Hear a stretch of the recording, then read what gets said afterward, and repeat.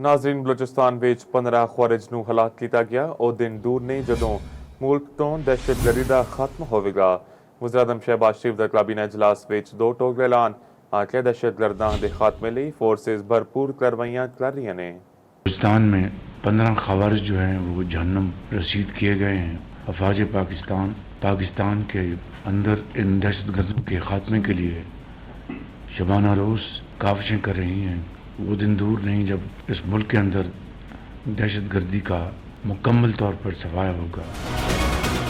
Group captain Asim Tariq وہ شہید ہو گئے۔ خاتون اور ایک شخص آپس میں جھگڑا کر رہے تھے اور وہ شخص انتہائی بدتمیزی کر رہا تھا، انتہائی پتھر دری سے اس کو گولی ماری اور انہوں نے جام شہادت نوش کیا۔ ملزم جو ہے وہ گرفتار ہو چکا ہے اور انشاءاللہ اس کو قانون کے کٹہرے میں کھڑا کر کے کارروائی کی سزا ملے گی۔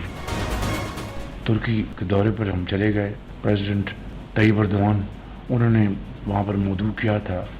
پوری ہماری جو کیبنٹ کے ممبرز جو ساتھ تشریف لے گئے تھے وہ بھی ساتھ تھے۔ وہ بھی بڑی کمپریہنسو میٹنگ ہوئی۔ آئندہ آنے والے دنوں میں دونوں ممالک کے درمیان تعلقات اور آگے بڑھیں گے۔